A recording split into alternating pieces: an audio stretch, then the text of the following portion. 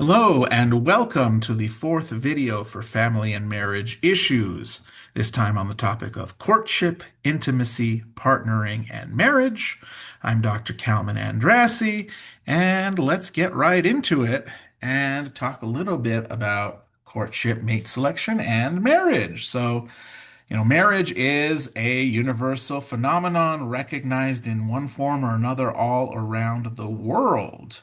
Um, but it's not just the individuals getting married that have a say in what happens in the marriage. So families, communities, and the government all have a pretty significant interest in the marriage process because marriage does serve some pretty significant political, social, and economic functions.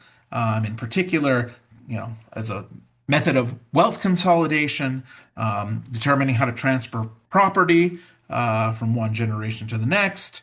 It's a means of constructing alliances between various families and influential groups.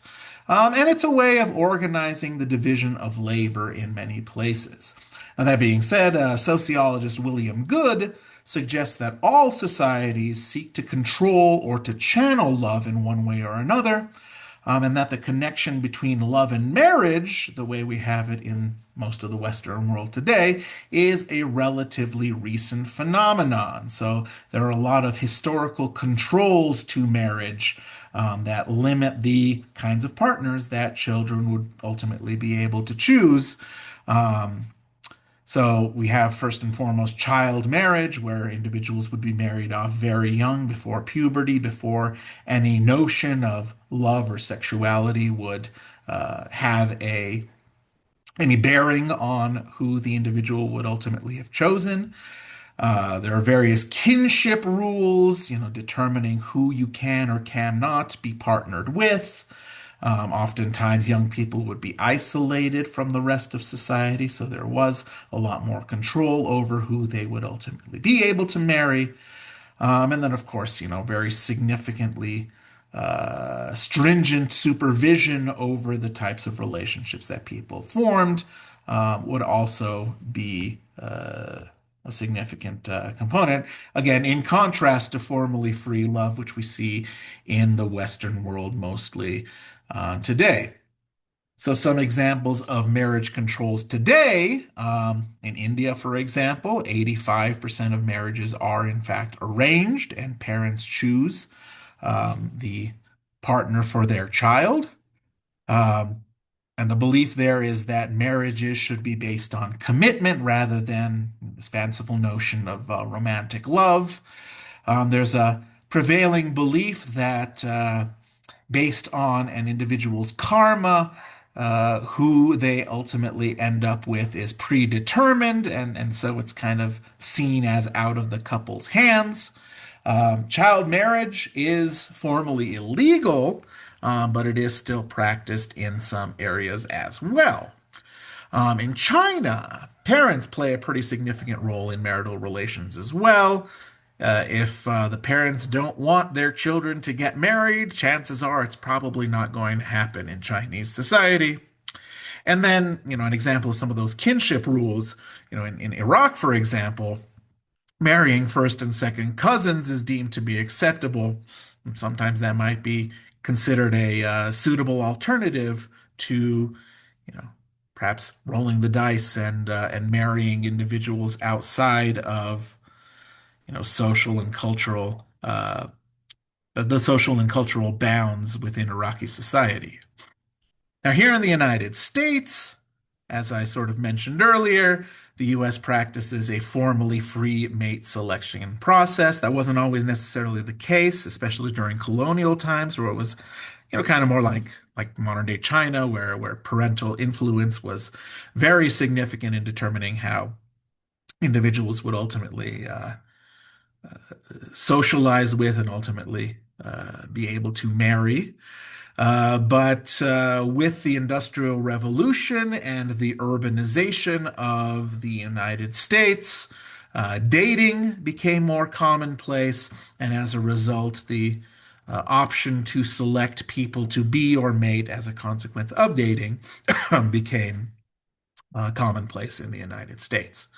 Now, that being said, there are some, traditionally gendered scripts that persist in American society. There is still, the expectation for men to generally initiate dating, and that also applies in the online dating world today. And of course, certain gendered norms still persist and continue to exist in society. That being said, miscegenation laws, or I should say anti-miscegenation laws, formally banned interracial marriages until 1967, and we'll talk a little bit about that in some future slides as well. How after World War II, there was less of an emphasis on maintaining, uh, basically racial segregation in marriage.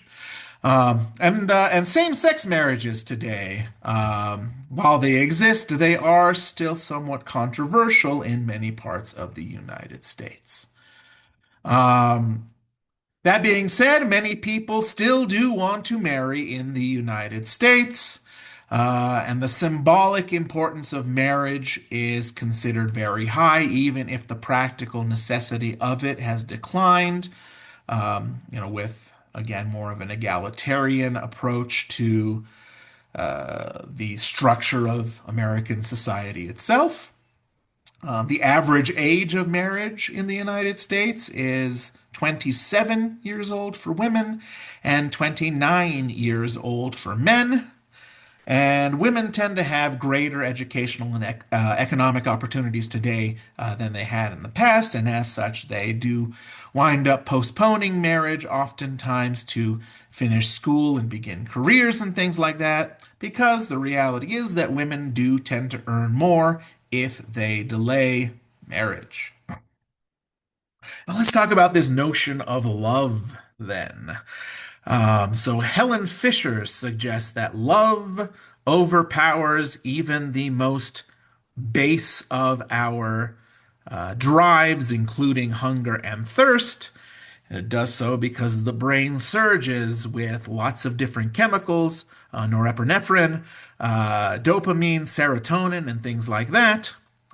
And Stephanie Ortiz suggests that love changes the very nature of the brain itself, and 12 different areas of the brain work together in tandem to release a lot of these chemicals. Again, we have dopamine, oxytocin, adrenaline, vasopressin, and others as well.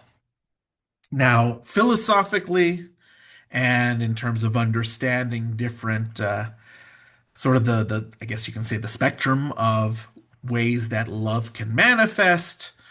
These are topics that have been discussed since the ancient times. So you'll notice that you have a lot of Greek terminology, and that comes from the ancient Greek perspectives on love and sexuality.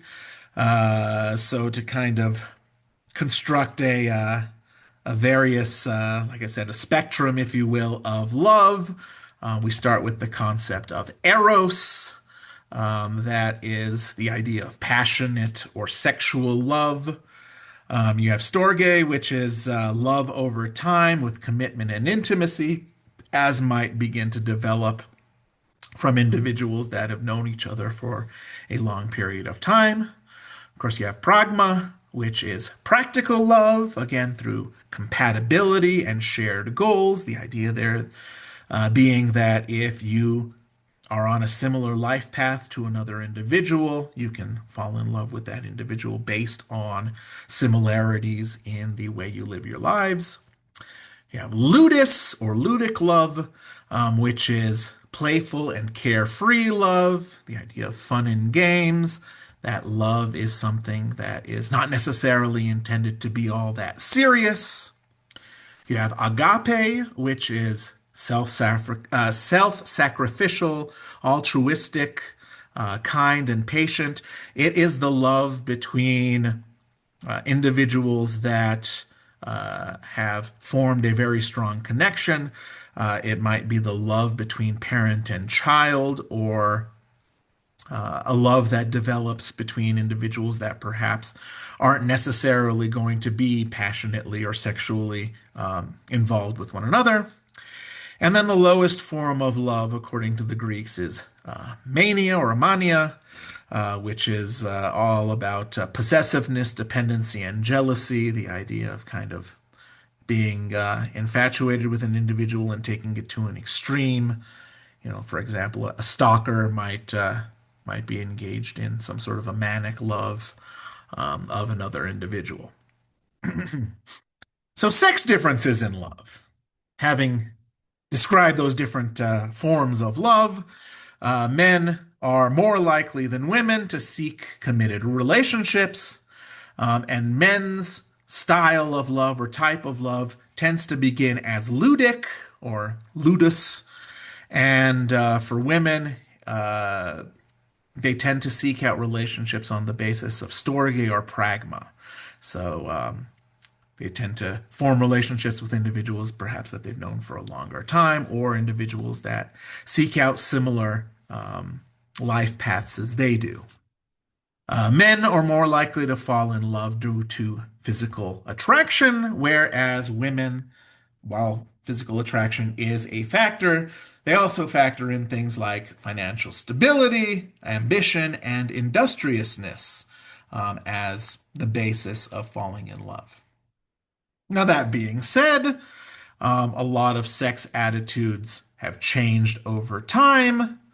And even today, in many cultures, many women are expected to be virgins at marriage. But today, particularly in much of Western culture, sex outside of marriage is not considered taboo, and women are considered full sexual beings that can pursue their own relationships without necessarily getting married. Taboos and social institutional channeling that occurs. So there are various social institutions in all societies that channel and direct sexuality, as I kind of mentioned earlier. But in the United States, social institutions in particular have channeled adults away from sex with children and sex with animals and things like that. There are other taboos in American society, Western society in general, including the exchanging of money for sex, and having sex with an individual that is not their spouse. So basically, marital infidelity and things like that is still relatively taboo within American society. Now, as far as sexual orientation is concerned, oops, sorry about that. I just skipped all the way ahead. Sorry. Sexual orientation refers to enduring patterns of emotional, romantic, or sexual attraction to men, women, or to both sexes. So, heterosexuality is an attraction to the opposite sex. Homosexuality is an attraction to the same sex. So, a man loving a man would be referred to as gay, and a woman loving a woman would be referred to as lesbian. Bisexuality is an attraction to both sexes.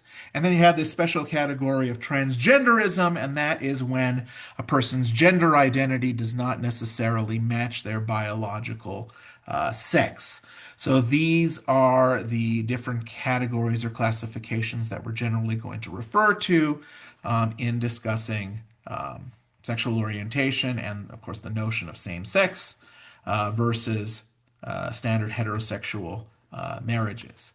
Now, that being said, here is a map from the textbook that showcases and highlights different places where same-sex marriages are recognized and where they are criminalized. So you'll note that there are 47 countries in which same-sex marriage or partnerships are formally recognized.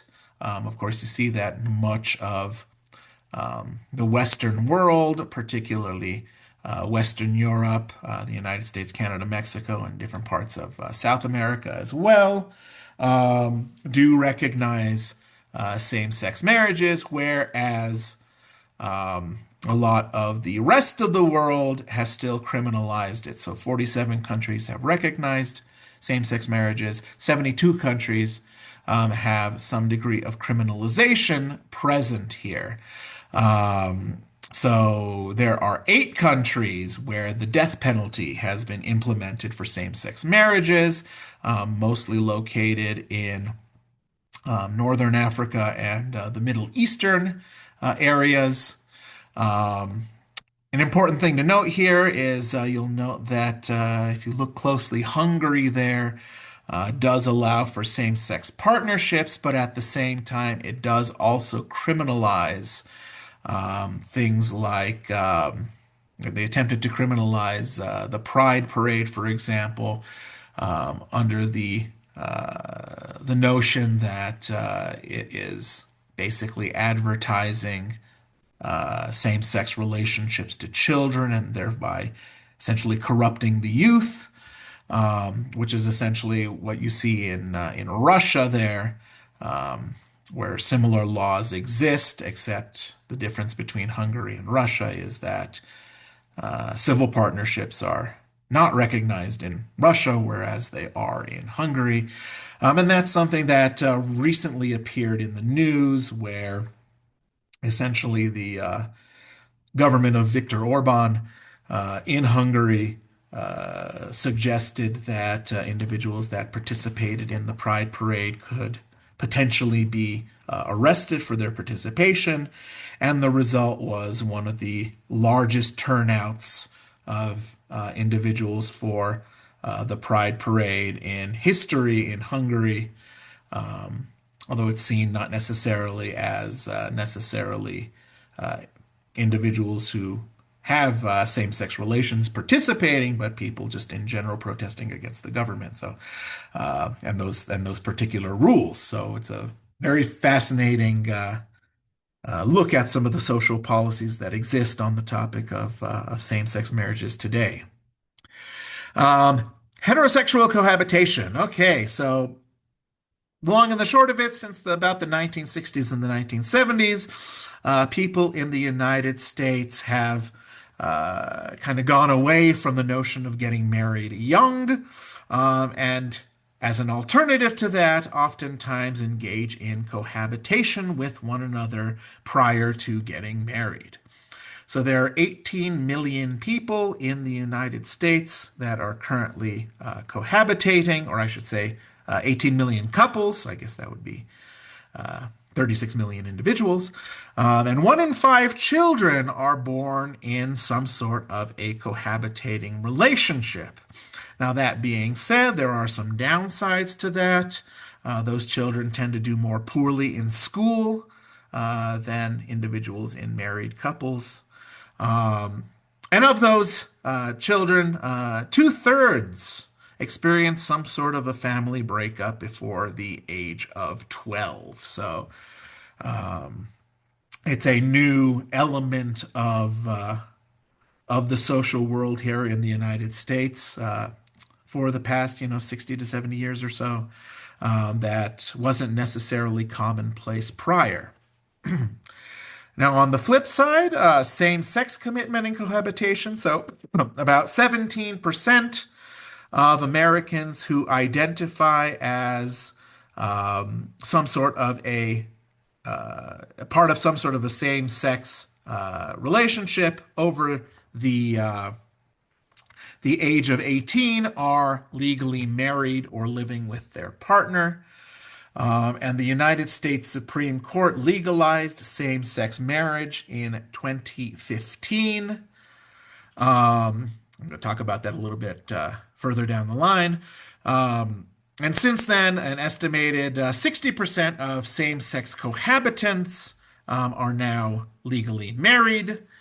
And a few differences between there are very few differences between heterosexual and same-sex couples on most metrics.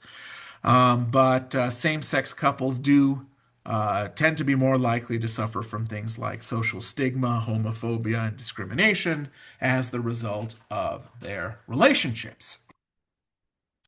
Moving along, sexually transmitted infections are something that, of course, is going to be the result of any type of sexual activity that's out there, and there's always the risk that individuals engaging in sexual activity with one another can be afflicted with some sort of a sexually transmitted infection. So, that being said, millions of Americans do indeed have at least one sexually transmitted infection, and half of those individuals are persons under the age of 25 years old. That being said, genital human papillomavirus, or HPV, is estimated to probably be the most common type of STI, but not everybody is aware of the fact that they have that. And so chlamydia is actually the most reported sexually transmitted infection. Now, that all being said, there tend to be higher incidences among minorities, um, and oftentimes with individuals that are engaged in more risky sexual sorts of behaviors. Poverty is a major issue in increased incidences of STIs, and those with limited healthcare access tend to be those that are also more likely to be infected with one of these types of diseases. Now, perhaps worst of all, um, the HIV and AIDS epidemic really became a huge issue in the 1980s in particular, probably the origins of the epidemic and pandemic started perhaps in the late 70s. There is a fantastic video, so if you're taking this class, you'll be able to see a link to the video as the band played on. It's based on a book by the same name, all about essentially the reason that the AIDS epidemic became such a problem in the United States, or at least part of the blame falling on policymakers and things like that, because the government was very slow to act on social policies for AIDS. And like I said, it became one of the greatest global health challenges of the last, 40 to 50 years or so. About 1.1 million people in the United States live with HIV or AIDS, but the problem is even more pronounced in sub-Saharan Africa. Up to 70% of people live with HIV in certain communities, right? So it is a very large problem still in many parts of the world. That being said, and the band played on is available on various streaming services, and you can probably watch it for free online since it is considered one of the chief educational videos on the HIV and AIDS epidemic. And I highly recommend watching the video and understanding how, because it was primarily seen as a condition that was affecting homosexual men, the fairly conservative Reagan administration basically ignored the problem until it became clear that it wasn't just affecting gay men. A group of Haitian immigrants started to be identified as having HIV and it developing into AIDS, and they realized that it crosses beyond the the same-sex sexual relations boundary that they thought it initially was. And the long and the short of it is that Reagan did not mention the AIDS epidemic once in any of his speeches in his first term, and it wasn't until his second term, after his personal friend Rock Hudson died of AIDS, that he even acknowledged that the disease existed. And there were just so many different limitations to the types of policies that would be able to be enacted. and controversies with the Centers for Disease Control and Prevention and the World Health Organization and the National Institutes of Health. It's just a big, big mess, and really the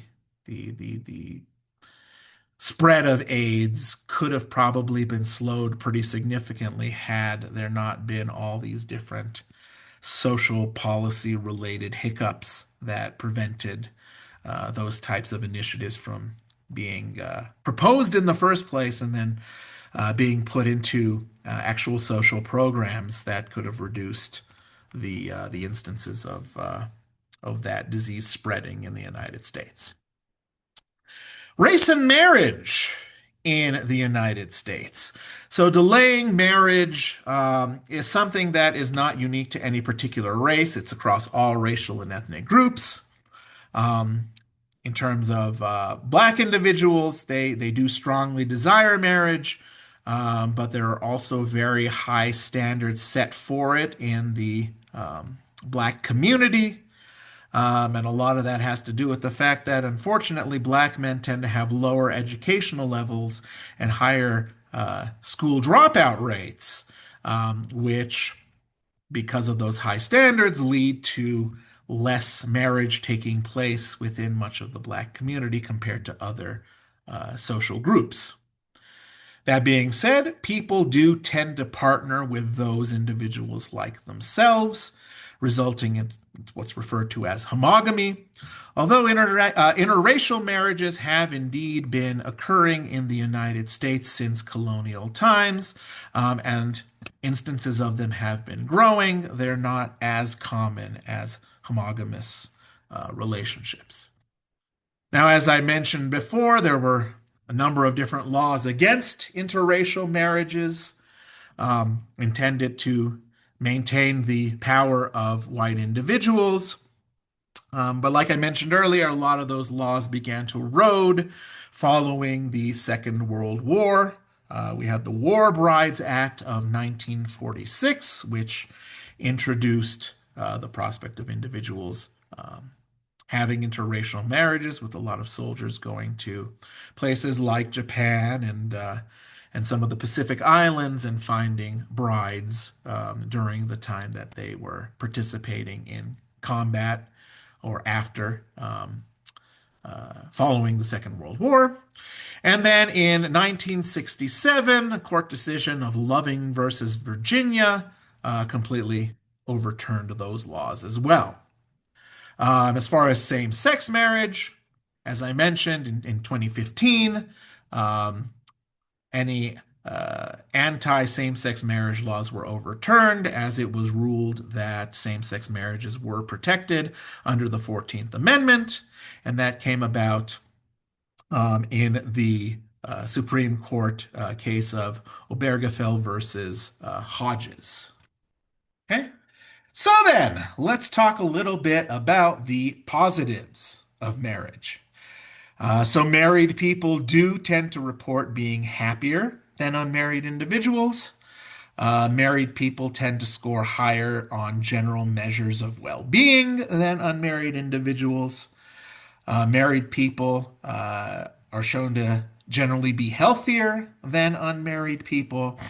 And married people tend to earn more money and accumulate more assets than unmarried people as well. Okay? So, what ultimately determines the success or a failure in marriage? Well, as far as some of the factors that have been found to be present in successful marriages, quality and stability of a person's parents' marriage tends to be a major factor in a successful marriage for that individual as well. So if people come from a stable, undivorced parental marriage situation, they themselves also tend to have more stable and quality marriages as well. Next up, shared values, goals, and characteristics. The more that both partners have a say and a vested interest in the success of their marriage, those individuals tend to have more successful marriages. Age at marriage. People who tend to get married younger tend to get divorced a lot earlier, but then also tend to also get remarried a lot earlier. So generally speaking, the older an individual is, the more likely that marriage is going to be successful. Next up, a satisfying sex life, right? And it goes without saying, I think. Similar religious faith and practice. So individuals that, perhaps conflict in terms of their religious faith and the way that they practice their religious faith might run into more problems and issues in their marriage than individuals that are kind of on the same page in that regard. And then, last but certainly not least, satisfaction with gender roles and the division of labor in the marriage. So individuals that buy into the particular gender roles that are established by society and the divisions of labor that go about with that, or individuals that both see gender roles and the division of labor to be more egalitarian. Those are the individuals that tend to be more successful in the marriage. If individuals feel that their role within the marriage is unacceptable, that tends to be a major source of contention that leads to marital problems and potentially the dissolution of marriages as well. Alrighty, so that all being said, that is everything that I hoped to talk about today. Thank you very much for sitting in on this lecture video, and I look forward to seeing you in the next video.